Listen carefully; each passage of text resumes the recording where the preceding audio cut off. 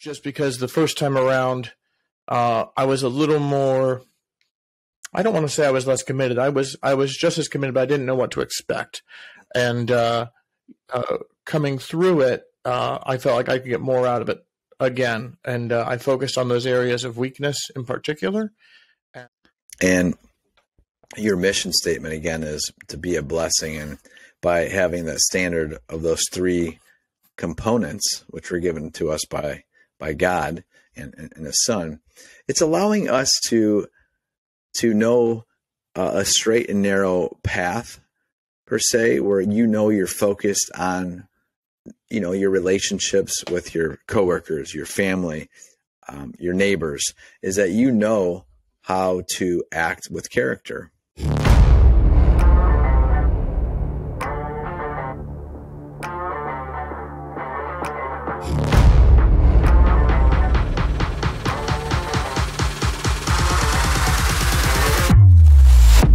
It gives me great pleasure knowing that you choose to listen to this episode on the John Gardina Classroom.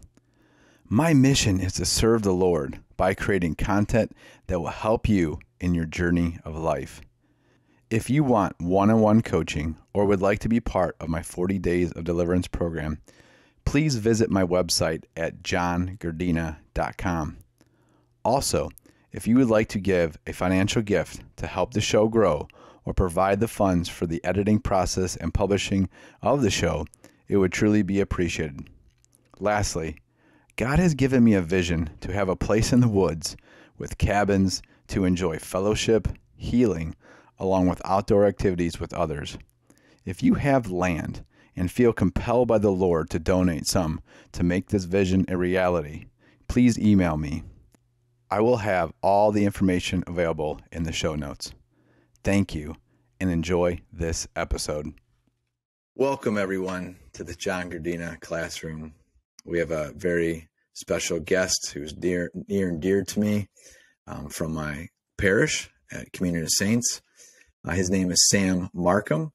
He is a husband and a father of 5 children. He's born and raised in Ohio, and he serves and earns his bread as an architect, an educator, a storyteller, and a personal finance coach. His hobbies include outdoor recreation, playing sports, playing with his children, reading, and working as a handyman.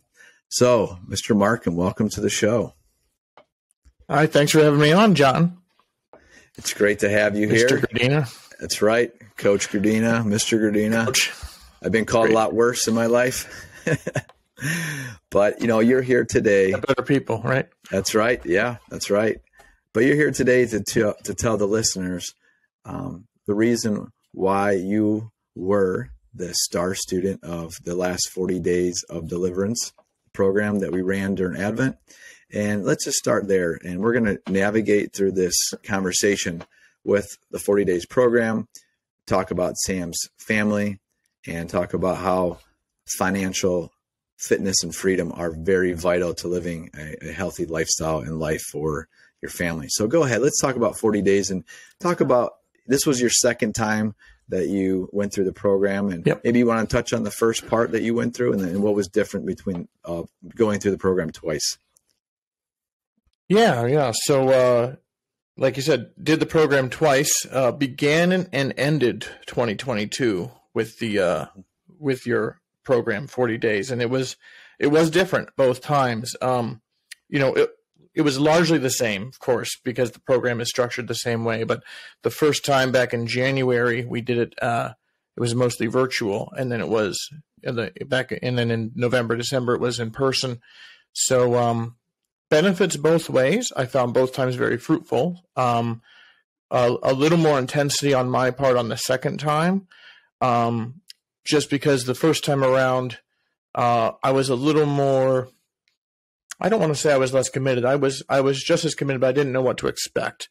And coming through it, I felt like I could get more out of it again. And I focused on those areas of weakness in particular.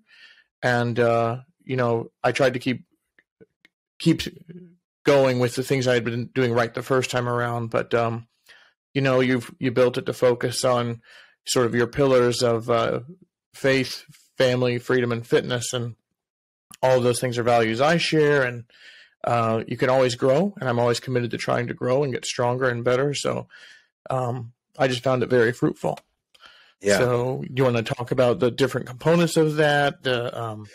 I think, I don't know if we'll get into the details of the program, but it's, I think, why don't you talk about some of the areas that you focused on the second time to help you become more disciplined in all the areas? So what areas did you really focus on the second time? So the second time, probably the one I focused on the most was reaching out to a daily contact. It still wasn't perfectly executed, but I would say I had 40 contacts in 40 days. So some days I did more than one. And I was more diligent about that. And, I sort of started out with a list of people I might try to contact, family members, sort of the inner circle, and then sort of spreading out more and more people who I hadn't spoken to in a while. And, just engage with the low-level contact was good, and some really wonderful fruit came of it. Probably shouldn't do this, but I met some neighbors online, actually, some through a neighborhood app we have, and have 2 dinner dates set up with some of them. So even made some new friends, actually, people who I have never met in person before. We're going to meet. So it was just sort of focusing on how I contact and reach out to people and being more present to the people in my life. Some of those contacts were people who I see every day at work, but who I don't talk to, even on a monthly basis. I work in a pretty large office. And so just the power of, that's who God's put in my life in some way, and I should be a friendly face and say hello and know their name. And so that was some of it was, and I do have a little bit of I'm not shy in front of crowds, but I'm pretty shy on it with individuals. So I can work on that better, my personal approach to people. So particularly people who I'm not comfortable with. What you did such a good job of is recognizing the power of relationships. And you just knew that, hey, just if I pour into this area, that you're going to see not extreme growth in every relationship, but you're going to see fruits, like you said, of making more positive connections, healthier relationships, and new relationships, which are always fun and exciting to have someone in your life. The second part that I noticed and was on Strava, your fitness. You were adamant about being more consistent with your fitness too. So talk about that pillar. Yeah. So, well, in some way, fitness goes towards like the more of the mission. So, I'm not much of a fitness, what I would, you do fitness like these long distance runs and things. And I admire people like you, people who do that. I'm not that kind of athlete in that I don't even aspire to be like an ultra marathon runner or things like that. But what I really like to be able to do is play with my children and help people who need help and use my body, to help a friend move or to help perform tasks or chores or work on my home. Physically, we are our bodies and we are our souls. We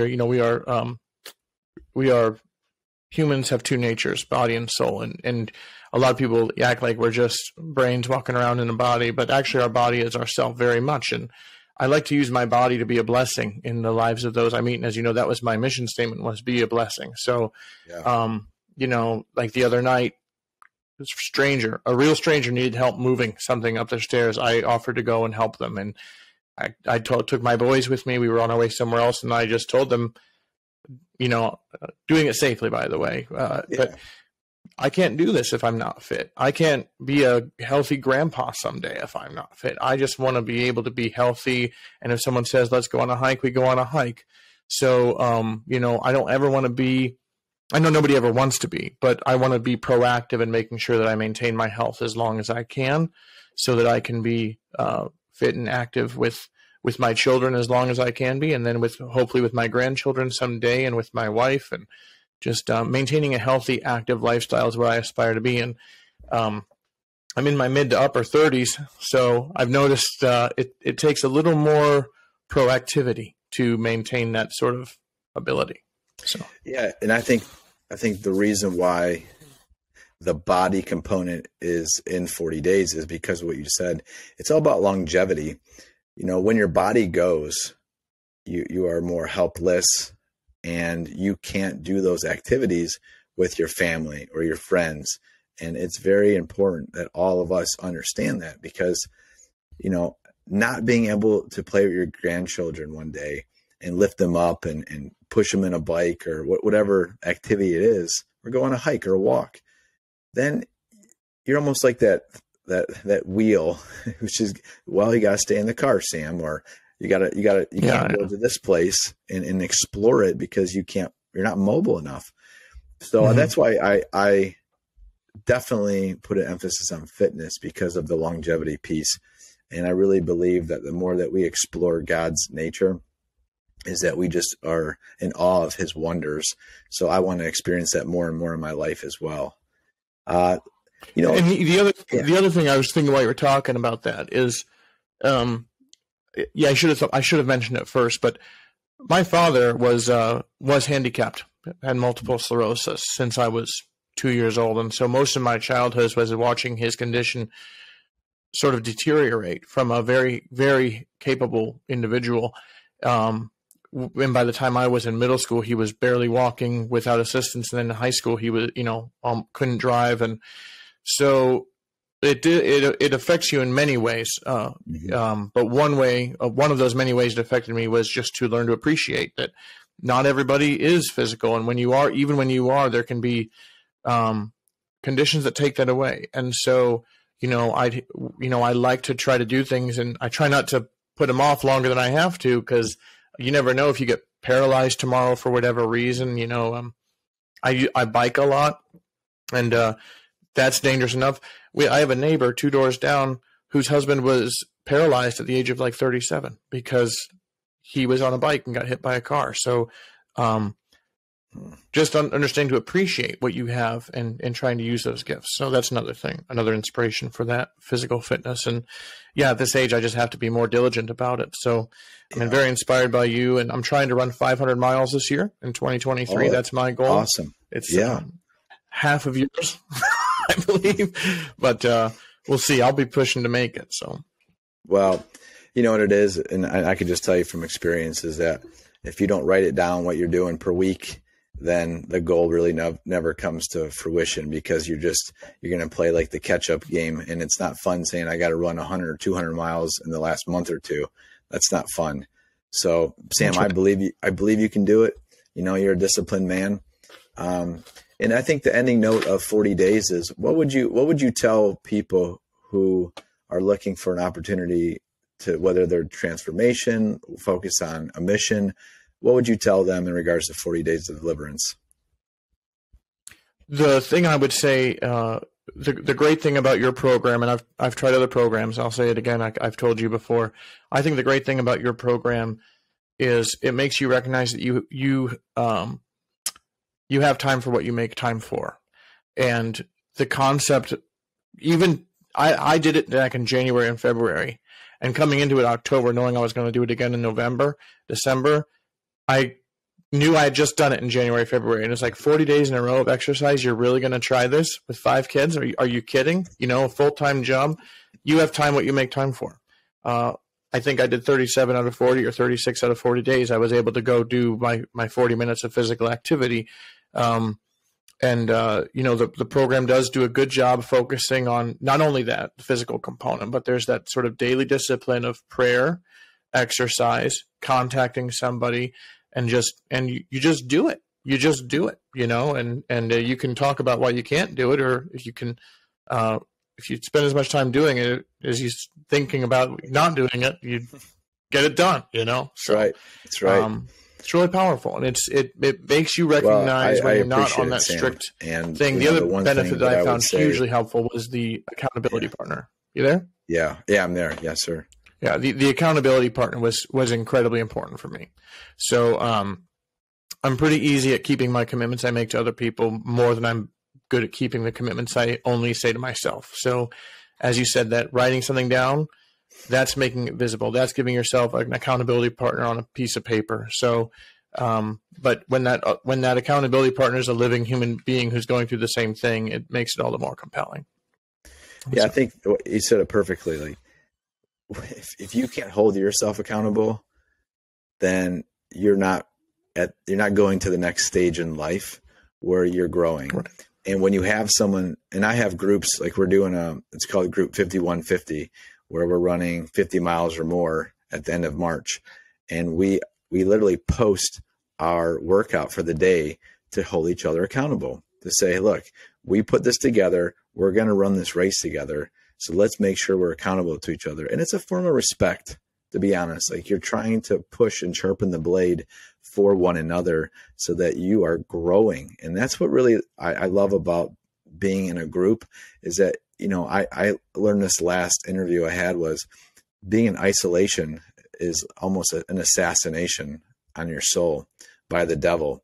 So when you are bonded and yoked with other men or women who are striving in alignment for the same mission, then you're going to grow and you're going to have progress for your soul, body, and spirit. And that really is the purpose.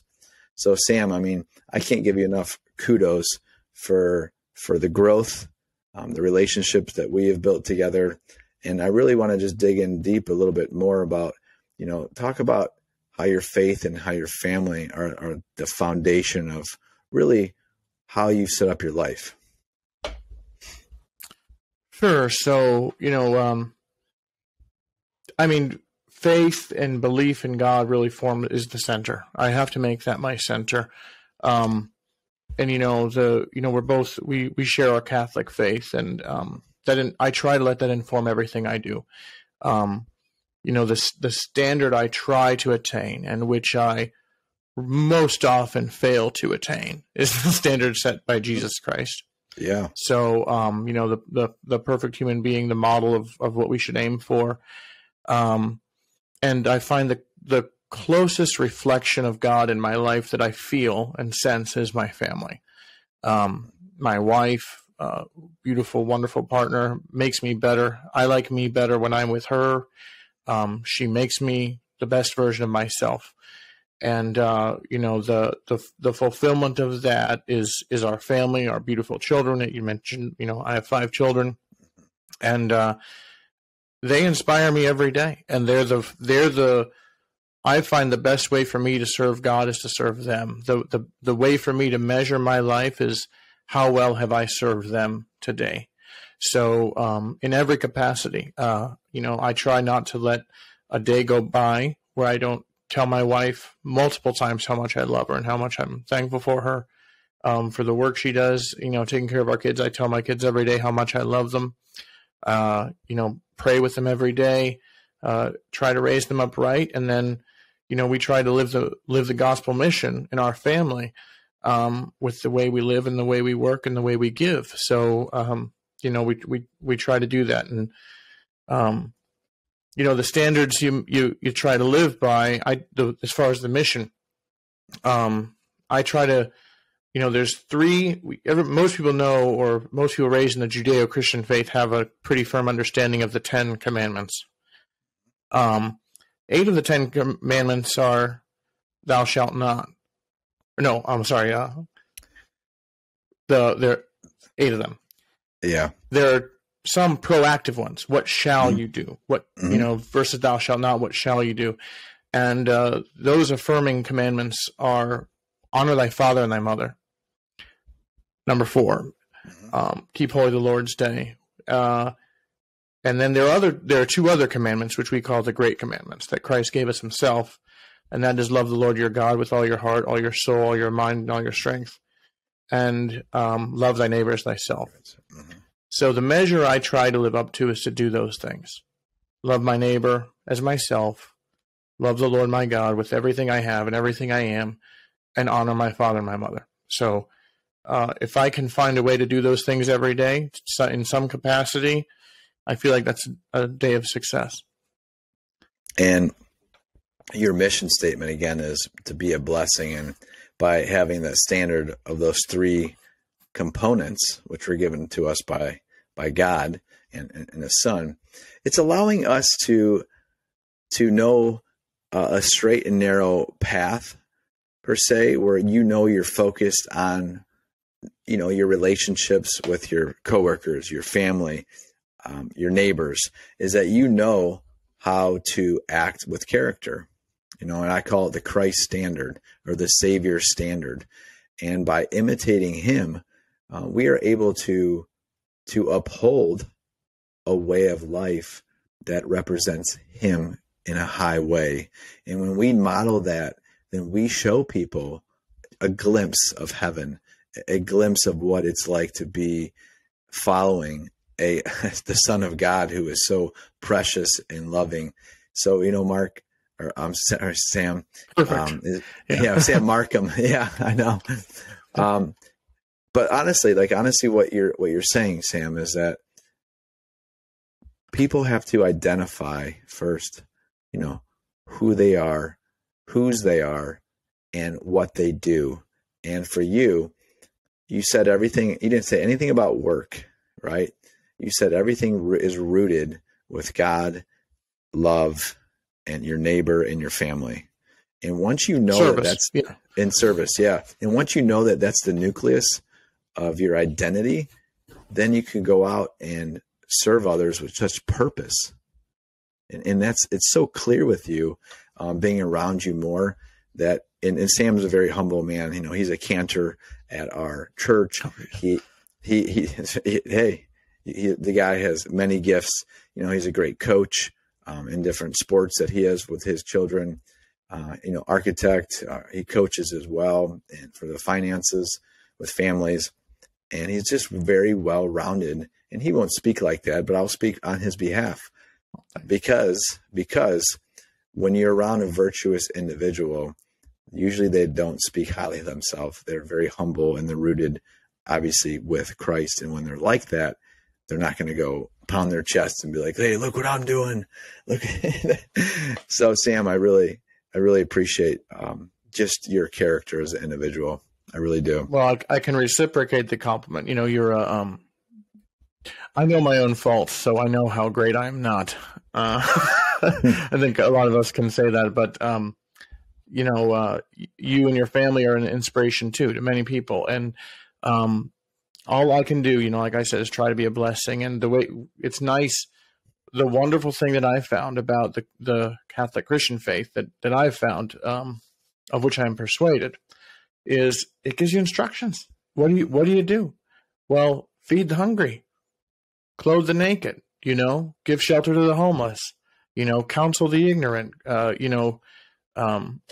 there's instruction. We call those the corporal and spiritual works of mercy. So, it's pretty easy. A lot of people know the church and know the faith for like the thou shalt nots, and it makes it very unpopular. But when we live the gospel mission and we serve people the way God intends us to serve, and we live that biblical commandment, that duty to our brother and our sister and our neighbor and our family, nobody complains. Nobody cares. Nobody says, "Oh, the church is so oppressive by feeding all these hungry people." It's just, we have rules, thou shalt nots too, of course, and I'm not trying to diminish those, but I try to live very affirmatively in the thou shalt world. And I don't have enough time in my day to do everything. So, there's that. And then, so. Before we go into the last section of the finances and freedom, can you just tell me, I want to know, how important it is to find the right spouse in your life, and how did that come about? It's the most important decision in your whole life. And it's actually the first bit of financial advice I give to people, especially ones who aren't married. There's no decision in your life that will affect you more greatly in either positive or negative than finding the right spouse. Yeah. So, and that's whether you're, a man or woman, where your husband or your wife, it doesn't matter. The wrong one will do incredible damage, and the right one will be an incredible blessing that will bless you beyond ways you can imagine and make your life better than you could possibly imagine making it yourself. So, the right spouse is the most important decision anybody can make. How would you direct someone who isn't married yet to look for the right spouse? Oh, that's a good question. I have thought that you have to have the same value system first. They say the biggest things that cause divorce are money fights and money problems. But I think that the root cause of that is having a different value system, because, and also knowing how a person makes decisions versus knowing what decisions they have made, because the decisions a person makes are the consequence of how they make decisions and the circumstances that they're in.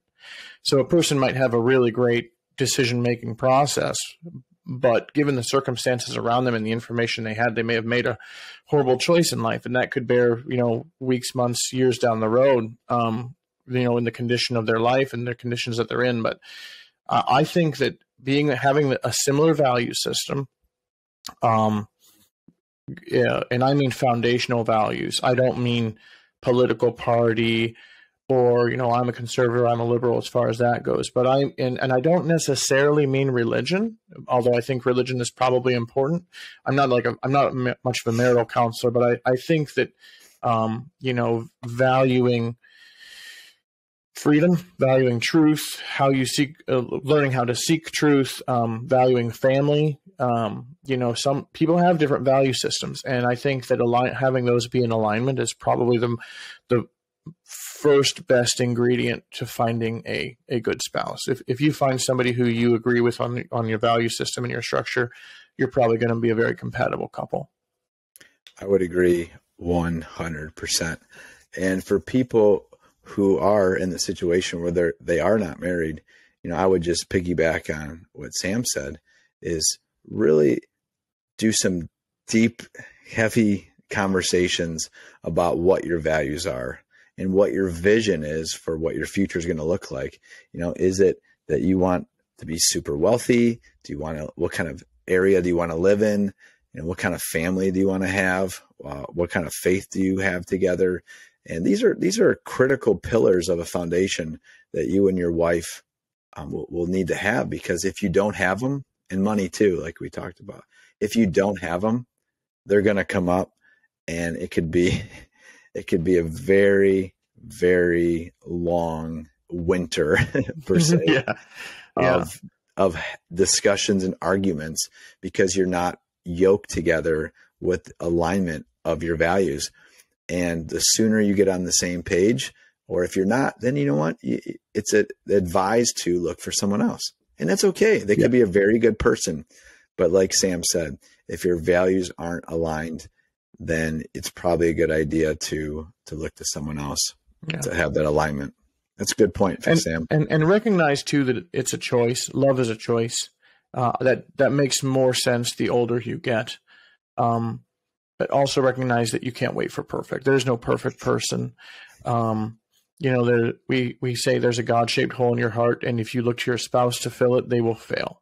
Mm-hmm. So you need to love yourself first. Also, I think that's an important point that we didn't speak about, but you need to know yourself and appreciate yourself so you can be yourself and show yourself, and then find a person who will help you become a better version of yourself. They love you where you are, but they see the better version of you that you can be, and you like that version of you better, and they're going to help you grow. So there's so many components. We could talk forever about that, but definitely I think that finding the right spouse is the most important decision I have ever made, and it will, to my last breath, be the most important decision I could have ever made. So, and I would second that, because if I didn't marry my wife, I'd probably be dead.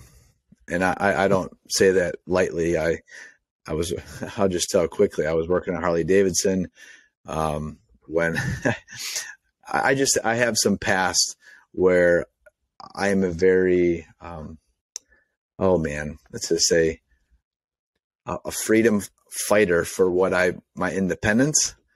And I need someone who roots me down to reality with structure, who guides me, and who loves and supports and forgives me.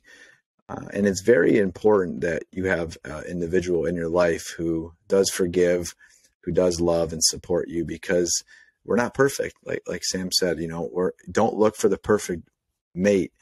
You're both imperfect individuals, but in that journey together, know that love is that center, that glue that holds you together. But the value system just like yokes it all and holds it all in place. Yep. So Sam, wonderful on that. The one thing I do really want to dig into deeply at this last section is the financial freedom, the ability to live with not being a slave to the lender. Oh, so yeah. Talk about how because I don't know the answer to this because we have not talked in depth in this area that far, but tell us where it kind of began to where you knew this was very important value for you and your wife. Sure. Well, it goes, I'll take one step back from that and we will get right to the beginning. So before the beginning, one of the foundational values I found in thinking about this is freedom, independence. And I say that as a person who believes in complete dependence on God. So I'm not talking about that kind. Mm-hmm. Yeah. But whether you're talking about physical, financial, social, intellectual, moral, the single value that I probably hold most dear in my life is freedom. Mm-hmm. And so that can be expressed in many different ways and in many different aspects of your life. So one way that I felt very shackled very early on was with debt, financial debt. So I'll try to make a long story short, but I'm an architect. I went to school for architecture school, and architecture school is one of the worst fields you can go into statistically with respect to your debt to income ratio upon graduation. So I won't mention specific numbers, but I will say that my student loan debt was several factors higher than the average student loan debt in the United States. Having borrowed most of the money, doing 2 study abroad trips, having done graduate school, and working roughly 60, 70 hours a week on schoolwork, there was very little opportunity to work on money-making work. So I would live on a credit card during the year. I would try very hard to pay that off during the summer, and I would borrow all the tuition money and all the cost of living money. And my wife and I had a 6-figure debt burden when we graduated, and I knew nothing about money. And we were not making 6 figures as 2 architectural interns in Ohio. We were not making 6 figures in our income. Our debt to income ratio was 2.5. So, we were making it was very difficult to make payments. At one point, minimum payments, rent, utilities alone left us $400 a month for everything else. So, not much. Minimum payments on student loans primarily. And then we made it worse by buying a new car on our vacation, or on our honeymoon. We bought a new car, brand new, because we deserved it. And then we bought a house. So I looked up, and then about 7 months into our marriage, we found out we were expecting our first child. And I looked up and I said, I can't afford a $40 dinner out. How am I going to raise a child? And I said, well, one thing I've recognized really quickly is I'm not good at money. I don't know how to deal with money. So I looked for help. And I was introduced to Dave Ramsey, who, as far as somebody whom I've never met, he saved my life. So my wife and I went through a 4-year process. We paid off all of our debt, all of it, and except the house. And then that was beginning when we found out we were pregnant, basically, with our first child. So she's turning 10 soon.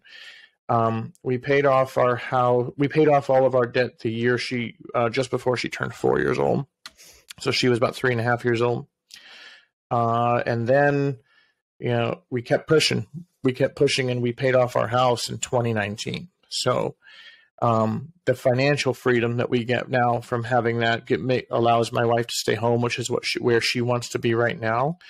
And we live very comfortably, and, it's a blessing. It's a real blessing. So, we've worked the whole Dave Ramsey program, and I every time we've done what that program said, it's been to our blessing, to our benefit. And so, through that, we coached many people. We taught his class in our home taught his class out of our home 3 times and sponsored 2 other families to go through it. And, some of those people who walked through the program with us have called me back even outside of class 1, 2, 3 years later with financial questions. And they just, most of them said more or less, they said, Sam, you're really good at this. You need to help. So I coach people financially and how to manage money, how to budget, how to work together with your spouse. That's critically important. It's the most important thing. More important than the budget is having a plan, a goal, a shared goal. So when you having a goal with your spouse is number 1. Go ahead. When you say the goal, so I understand the budget, because I know that's, I think, one of the first steps that Dave Ramsey talks about is you got to know what's coming in, what's going out. So, but what goal was the goal when you first started the plan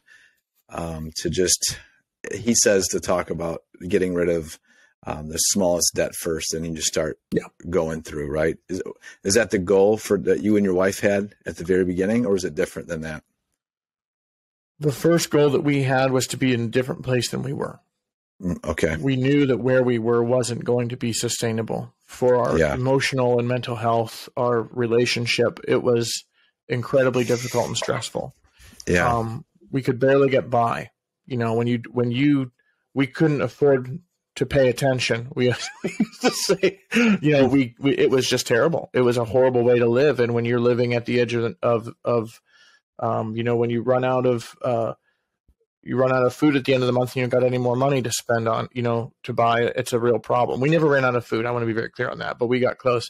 Well, I used to tell people we never ran out of food, but every Friday we ran out of options because we go shopping on Saturday. So we meal planned. In 2013, my wife and I spent $50 a week on groceries, $50. And that was to feed ourselves. And that's all we ate. We didn't eat out for 2 years solid. So that's a $200 a month grocery budget. And then we had a child and it went up to like $60 a month. So it's escalated substantially. But you track every dollar. It required an incredible amount of diligence. I've never been more diligent about anything in my life than we were for those 3.5 years of tracking and promising ourselves every month that we were going to do exactly what our budget said. And we didn't deviate from it. We once had a friend ask us if we wouldn't mind going swimming it would be $5 to go to the local pool. And we said, sorry, we can't. We didn't budget for it. So it was just an incredible amount of diligence. I think diligence and discipline. I have learned that, and personally, that if you don't see it, it's never going to come to fruition. So like you said, with the very beginning of this conversation, with the 40 days program, there's check boxes. Did you do it or not? Right. Then the finances, the same thing. What's coming in, what's going out, where's our budget going for each area. And if you don't have it written down or have it in an Excel spreadsheet or another program, then you're just hoping that everything's going to be okay. And it's almost in denial. You're kidding yourself and your spouse and your family that you're just, you're almost living in a fantasy land, right? How would you best explain it? Sam, how would you best explain it to a newer couple? Let's talk real quick. Sure. If you had a new couple who same situation, came out of college, let's say over 6 figures of debt, what would be your first advice to them? Well, the first thing, first you have to have the same goal. And the first thing you asked me, what was your goal? And I said it was, to be where we aren't. But it did go a little deeper than that. We did talk about where we want to be. And where you want to be, where most people want to be, is you want to be able to be secure, to take care of your family, to not worry about, to have an emergency fund, to be able to save for retirement and those types of things. So that was our goal. And the bigger than that, we both have very generous hearts. We try to give a lot of money away, and time and talent, talent, and treasure. We try to be very generous. And when you don't have money, it's hard to do that. It's hard to bless somebody, can I tell you that when we became debt free, I got a promotion about 3 months later, and we were out to dinner, and our waitress was taking about 35, 40 minutes to come to our table. And when she came, I could see that she was crying, had been crying. And I called the man. She was just saying, I'm so sorry. I'm so sorry. And she had to like excuse herself from taking our order. We were quite frustrated at that point, but I decided to try to practice grace. And I asked the manager what was going on. And I didn't get aggressive. I didn't get mad. I just said, can you tell me what's going on? Because something's not right. And he said she just found out that her grandmother's dying, probably in the next day or two. And her grandmother's in Florida. So I talked to her. She came back again. You know, she's like, I'm so sorry. You know, I saw you talk to my manager. And I just said, you want to go to Florida? How much would that cost? And she said, I can't afford it. And I said, how much would the gas be? And she said, probably $100. So I tipped her $150, you know, and I gave her a tip, and I said, this much for the kitchen and this much for you. Yeah. Go see your grandma. And her manager came up to us and said, thank you so much. We're all going to chip in and give her some of our tip money for the night so she can take the time off work. And you know, that type of generosity blossoms. I didn't plan that. I wouldn't have had the ability to do that 6 months earlier, you know, or 8 months earlier, because when you're living on the edge of your seat, you don't have that type of freedom. So that's an expression of freedom, is the freedom to be able to do the right thing, the freedom to be able to bless somebody. And I don't give away $100 every day, you know, but when called to, that's not the only time I've done it. You know, and it can change somebody's life. A small amount of money like that, like to be able to say that's a small amount of money is a blessing. A true blessing in my life, you know, that $100 can be the difference between somebody seeing their grandmother before they pass away and not, that's what we're called to be able to do. And that's what money's for, as a tool to bless other people. So it's so funny you said that story, and I will end with this too, because I was able to bless a lady from Pakistan who needed surgery, and it was exactly $100. And it's an opportunity, like you said, to bless someone who they value that money as a gift to get something, go somewhere, meet a loved one, or in this case, have help pay for a surgery, save their life, to save their life. And you think to yourself, like, how blessed are we who live in America, who are of good faith, who can have an opportunity to not always bless ourselves with material things, but to truly bless others in need, and have the freedom to say, here's money. What do you need? And able to bless them. And that is such a Christ-like thing to do. And by imitating him, and it always goes back to the love of Christ. Love thy neighbor, right, Sam? Love thy neighbor. Love thy neighbor. And everyone is our neighbor. Everyone in this world is our neighbor. So my advice, and Sam's very sound advice, is the more disciplined and diligent you could be of having a plan financially, allows you to give gifts of grace and financial gifts to others who need to be blessed during maybe a difficult time in their life or other circumstances. But Sam, this has been a beautiful conversation, and I really look forward to continuing our friendship. Our children are young. We'll have many years together coaching and being in church together, being in other groups together. And I'm just blessed to call you friend. I really am, Sam. Yes, I am too. Thank you very much, John. And we can talk more about any of those things whenever you want. So yeah. Well, I will tell you this. If you would like coaching from Sam and his wife, what's the best way to reach you? Because I'll put it in the show notes. Email? Well, I have a very poor website set up. So give them my email, but I'll put out my website and maybe cabbyhat.com. Okay. Okay. CabbyHat.com is a business I sort of started for financial coaching and financial education. There's two components to that business, and it's personal financial coaching for individuals and couples, and then also workplace retirement plan education for employers. So people who have defined benefit contribution plans, I can walk employees and groups through how the benefits program works, the 401k, 403b type stuff. I enjoy talking to people about that as well. So CabbyHat.com is the company I started 2.5 years ago. So we're happy to have a discussion about how we can help. That's perfect. Well, as everyone has been introduced to Sam Marcum, the superstar of 40 Days, an all-star in finances, a loving husband, a great community member, an amazing architect, and honestly, just a man who loves to bless people. And he has just the heart of Christ in him. So thank you for listening to this classroom, and we are dismissed.